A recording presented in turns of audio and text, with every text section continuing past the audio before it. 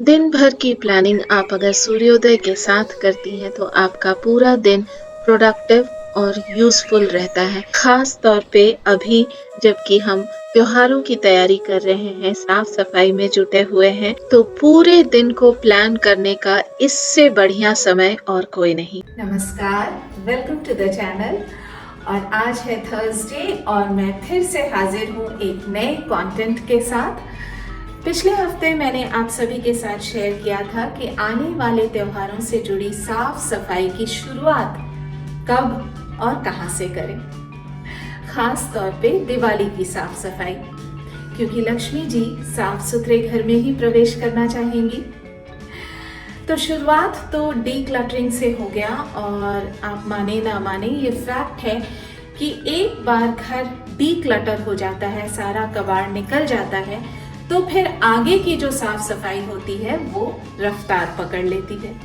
तो अगर आपने मेरा पिछला वीडियो नहीं देखा है तो प्लीज़ उसे देख लीजिएगा।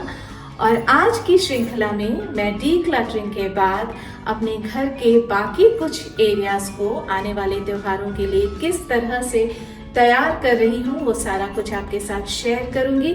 साथ ही घर की बहुत सारी छोटी छोटी चीज़ें होती हैं जिनकी ओर हमारा ध्यान नहीं जाता है, तो उसे भी कैसे साफ करूँगी और रीऑर्गेनाइज करूँगी, ये सारा कुछ आपके साथ शेयर करूँगी। तो वीडियो को अंत तक ज़रूर देखिएगा ताकि आप भी आने वाले त्योहारों के लिए अपने घर को धीरे धीरे तैयार करना शुरू कर दें।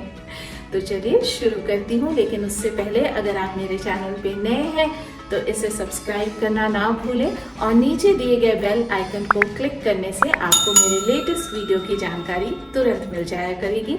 आगे बहुत सारे इंटरेस्टिंग वीडियोस आने वाले हैं फेस्टिवल रिलेटेड, तो बिल्कुल चेकआउट कीजिएगा सारे वीडियोस और बेल आइकन को ज़रूर क्लिक कीजिएगा। और आप मुझे फेसबुक और इंस्टाग्राम पे भी फॉलो कर सकते हैं। So let's begin. तो शुरुआत करूंगी इस ट्रॉली से। वैसे आपको देखने से तो ये साफ सुथरा ही दिख रहा होगा, लेकिन अगर नज़दीक से मैं दिखाऊं तो ये देखिए कितनी धूल जमी हुई है और दाग भी लगा हुआ है। और ये कैंडल होल्डर भी काफ़ी गंदा हो चुका है। और ये बैम्बू प्लांट तो फिर भी साफ दिख रहा है क्योंकि प्लांट्स को मैं साफ करते रहती हूँ, लेकिन ये पूरी ट्रॉली जो है ये काफ़ी दिनों से नेग्लेक्टेड पड़ा हुआ है। ये देखिए ये फूल टूट कर इधर गिरा हुआ है। और ये जो आर्टिफिशियल फ्लावर्स हैं इस पे भी इतना ज़्यादा डस्ट है, कैमरा में उतना कैप्चर नहीं हो पा रहा है, लेकिन बहुत ज़्यादा इस पे धूल जमी हुई है। एक तरह से ये पूरा ट्रॉली बहुत ज़्यादा गंदा और अनऑर्गेनाइज्ड हो रखा है। और ऐसा नहीं कि मुझे पता नहीं है, रोज़ यहाँ से गुजरती हूँ तो इसे साफ करने का सोचती हूँ, लेकिन काम की व्यस्तता इतनी होती है कि हम देखकर भी इसे अनदेखा कर देते हैं और धीरे धीरे इस पर धूल की परत जमती चली जाती है और फिर इसे डीप क्लीन करने की नौबत आ जाती है। सो एज यूजुअल किसी चीज की भी साफ सफाई से पहले उसको खाली करना पड़ता है। अब डस्टिंग कर लूंगी, एक सूखे डस्टर से पहले धूल साफ कर लूंगी। और ये देखिए कितनी ज्यादा धूल, हमारे इंडियन क्लाइमेट की देन, और इसी की वजह से हमें इतनी साफ सफाई करनी पड़ती है। और उसके बाद मैं इसे कॉलिन से पोंछ रही हूँ। मैं बरसों से कॉलिन ही इस्तेमाल करती आई हूँ। आजकल तो मार्केट में बहुत सारे प्रोडक्ट्स हैं, but Colin does the job perfect. और इस निकल वाले पोर्शन को मैं रगड़ रगड़ कर पोंछती हूँ, क्योंकि ये चमकता है तो पूरी ट्रॉली चमक जाती है। अब इसके व्हील्स को साफ करना बहुत जरूरी है, तो मैं स्क्रब और डिटर्जेंट से इसे रगड़ रही हूँ, क्योंकि इसमें बाल वगैरह फंस जाते हैं और ये व्हील्स बहुत गंदा हो जाता है। आपने कहीं कहीं नोटिस किया होगा कि पूरी ट्रॉली तो चमकती है लेकिन व्हील्स बहुत गंदा दिखता है। तो इसलिए अगर साफ सफाई कर रहे हैं तो फिर पूरी अच्छे तरीके से की जाए। और ये देखिए ये बिल्कुल चमक उठा, सारे दाग गायब हो गए, धूल भी निकल गया। तो अब इसके ऊपर का जो सामान था उसे मैं साफ कर लूंगी, लेकिन जहां मैंने साफ सफाई शुरू की थी उस जगह को समेटना जरूरी है। चलिए अब देखते हैं कि घर की छोटी छोटी चीजों को किस तरह से साफ करना चाहिए ताकि मेहनत भी कम लगे और समय भी। तो मैंने नॉर्मल टैप वाटर में डिश वॉशिंग लिक्विड डालकर इन आर्टिफिशियल फ्लावर्स को कुछ समय के लिए डिप करके रख दूंगी। उसके बाद ये जो सिरेमिक पॉट है उसके अंदर थर्मोकॉल फिक्स किया हुआ रहता है, तो उसे बचाते हुए डिटर्जेंट और स्क्रब से इसे भी अच्छे से साफ कर लूंगी। और जब इसे धो रही हूँ तो आप देखिए मैं अंदर के थर्मोकॉल में पानी नहीं जाने दे रही हूँ। सिमिलरली ये सक्यूलेंट तो बिल्कुल ही फिक्स्ड है, तो इसके पेटल्स को भी मैं बहुत ही बचा बचा कर, ताकि अंदर पानी ना जम जाए, एक एक पेटल को मैंने उंगलियों से रगड़ रगड़ कर साफ किया और ये देखिए ये बिल्कुल साफ हो गया। तो जब तक आर्टिफिशियल फ्लावर्स पानी में फूल रहे हैं मैं बाकी चीजों को साफ कर लेती हूँ। जैसे कि ये जो मैट बिछाया था उसे भी मैं यूं ही डिटर्जेंट से रगड़ कर साफ कर ले रही हूँ और पीछे में चूंकि वेलवेट दिया गया है उसे भी बचाते हुए साफ कर रही हूँ और इसे मैं धूप में सुखा दूंगी। देखिए कोई भी सुंदर सी चीज हमें दिखाई देती है तो उसे हम बड़े शौक से झट से खरीद लेते हैं, लेकिन उसकी सुंदरता को बनाए रखने के लिए उसका मेंटेनेंस बहुत जरूरी है। नहीं तो हर साल हम त्योहारों के पहले ऐसी ढेरों चीजों पे खर्च करेंगे जो कि कुछ दिनों बाद अगर मेंटेन ना किया जाए तो फिर से पुरानी लगने लगेंगी। हाँ, कुछ चीजें ऐसी जरूर होती हैं जिन्हें आप सालों से यूज कर रही हैं और अब उसे कितना भी साफ क्यों न कर लें उसकी चमक वापस नहीं आ सकती, क्योंकि हर एक चीज की अपनी एक लाइफ होती है, तब उसे जरूर बदल देना चाहिए। ये बैम्बू प्लांट मैंने 4.5 साल पहले ऑनलाइन खरीदा था और ये देखिए अब ये बिल्कुल साफ हो गया, जड़ें बिल्कुल साफ हो गई और इस ग्लास बोल को अगर आप महीने में एक बार धोते रहेंगी तो इनमें हार्ड वाटर के दाग भी नहीं पड़ेंगे। कैंडल होल्डर को साफ करने के लिए इसके अंदर जो जमा हुआ वैक्स है उसे पहले मैंने छुरी से इस तरह से खरोंच कर निकाल लिया है और उसके बाद इसे गर्म पानी में इस तरह से पहले तो यूं ही डालूंगी और फिर इसे पूरा डिप कर दूंगी ताकि इसमें जो भी वैक्स चिपके हुए हैं वो सारे के सारे निकल जाएं और उसके बाद फिर वही डिटर्जेंट और स्क्रब से इसे रगड़ कर साफ कर लूंगी, धो लूंगी और ये देखिए ये बिल्कुल स्पॉटलेस हो गए हैं, जैसा नया में था वैसा ही दिख रहा है। तो आपके भी घर में जितने भी कैंडल होल्डर्स हैं उन्हें आप इस तरह से बहुत ही आसानी से साफ कर ले सकती हैं और जो जिसमें गर्म पानी किया था उसे भी मैं धो दे रही हूँ, नहीं तो वैक्स चिपका रह जाएगा।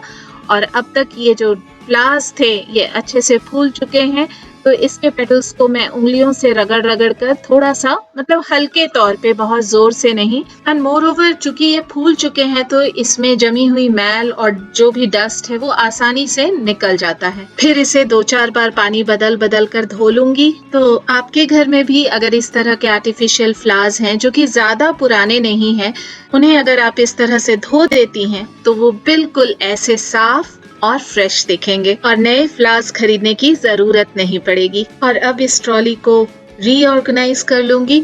दरअसल ये ट्रॉली जब मैंने खरीदा था तो एज अ सर्विंग ट्रॉली नहीं खरीदा था, इसे मैंने एज अ डेकोर पीस ही खरीदा था। जब मेहमान आते हैं तो सिर्फ ऊपर वाला शेल्फ मैं पानी का ग्लास और जग रखने के लिए यूज करती हूँ और बाकी एज इट इज रहता है। मेरा बालकनी मेरे लिविंग रूम के साथ अटैच्ड है तो इसकी साफ सफाई बहुत जरूरी है, क्योंकि इसकी वजह से मेरे ड्राइंग रूम यानी लिविंग रूम का जो डेकोर है वो ऑटोमेटिकली अपलिफ्ट हो जाता है। इसके लिए मैंने माली काका को अभी ही बुलाकर पौधों की साफ सफाई करा ली, क्योंकि थोड़े दिन बाद ये बिजी हो जाएंगे कुछ त्योहारों की वजह से और कुछ फूलों के मौसम की वजह से, और फिर मेरा काम अटक जाएगा। और मेरी प्लानिंग के मुताबिक ये साफ सफाई वाला जितना भी काम है वो जितना जल्दी कंप्लीट हो जाए उतना अच्छा।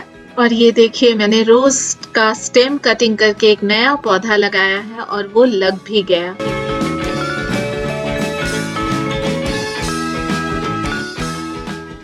दिवाली पे जब हम बालकनी में लाइट्स लगाएंगे, दिया सजाएंगे, तो अगर बालकनी साफ सुथरा होता है तो शोभा दुगनी हो जाती है।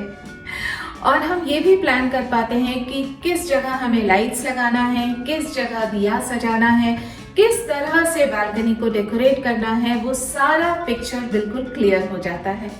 और जो प्लांट लवर्स हैं, गार्डन लवर्स हैं, उनके लिए ये फायदा हो जाता है कि अब कुछ दिनों में सर्दियां शुरू हो जाएंगी तो हम अपने गार्डन को नए नए पौधों और फूल पत्तियों से सजाना चाहेंगे। तो इस तरीके से अगर गार्डन बिल्कुल साफ हो जाता है तो वो न्यू एडिशन के लिए बिल्कुल तैयार मिलता है। तो एक ही साथ काफी सारा काम निपट जाता है। आगे बढ़ती हूँ। मेरे बेडरूम के कॉर्नर में ये एक बड़ा सा इलोंगेटेड ग्लास का फ्लावर वास है और इसके अंदर जो आप फ्लावर्स देख रहे हैं ये सालों पुराने हैं और जैसा कि मैं आपसे कह रही थी कि हर चीज की अपनी एक लाइफ होती है और मैं काफी दिनों से इन्हें रिप्लेस करने का सोच रही थी, लेकिन मुझे मेरे मन लायक कुछ मिल ही नहीं रहा था। लेकिन अचानक एक दिन मार्केट में मुझे कुछ इस तरह के आर्टिफिशियल फ्लावर्स दिखे, बहुत ही सुंदर सुंदर कलर्स में, पेस्टल शेड्स में, और मैं खुद को रोक नहीं पाई। एक तो ये इतने सुंदर थे और दूसरा इसका प्राइस बहुत ही रीजनेबल। ये मुझे 12 पीसेस मिले इन 180 रुपीज ओनली, जबकि ये सेम फ्लावर्स मैंने एट होम में देखा है और वो एक पीस 220 रुपीज का था। तो just imagine the difference. This was a golden offer, तो मैं तुरंत इसे ले ली और ये बहुत ही ब्यूटीफुल लग रहे हैं हवा में। जब ये इस तरह से लहराते हैं तो बिल्कुल रियल फ्लावर्स वाला फील देते हैं। और ऐसा कोई थंब रूल नहीं है कि प्लांट लवर के घर में आर्टिफिशियल फ्लावर्स नहीं होने चाहिए। जो लोग ऐसा सोचते हैं उन्हें उनकी सोच के साथ रहने दिया जाए और मुझे अपनी सोच के साथ। कुछ स्टेम्स को मैंने अंदर डाल दिए हैं और कुछ को मैंने बाहर यूं ही हैंग कर रखा है, तो अंदर बाहर दोनों तरफ से ये वास पूरा भरा भरा सा दिखाई दे रहा है।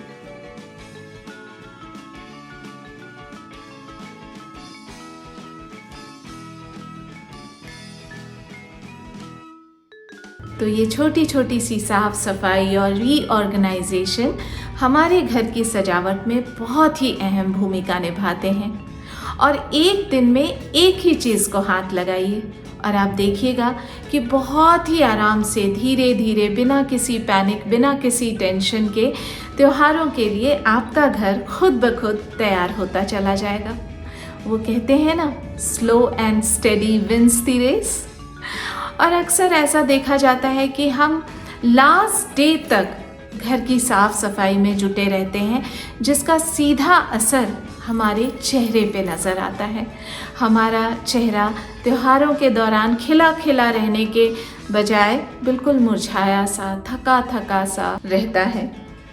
तो इसलिए त्योहारों से जस्ट 10-15 दिन पहले आप अपनी साफ सफाई बिल्कुल कंप्लीट कर लें और अपनी साफ सफाई शुरू कर दें, यानी कि खुद को पैम्पर करना शुरू कर दें, ताकि त्योहारों में आपके सुंदर सुंदर लिबास के साथ आपका चेहरा भी बिल्कुल खिला खिला सा और फ्रेश दिखे। और आपको गियर अप करने के लिए, मोटिवेट करने के लिए मेरे वीडियोस तो हैं ही, जिस तरह से आपके कमेंट्स और लाइक्स मुझे निरंतर मोटिवेट करते हैं अच्छा काम करने के लिए। तो अगर आज का ये एपिसोड आपको पसंद आया हो, यूज़फुल, हेल्पफुल लगा हो, तो इसे एक लाइक ज़रूर दे दीजिएगा। इसी के साथ मिलती हूँ अगले हफ्ते एक नए कंटेंट के साथ। तब तक के लिए बाय बाय।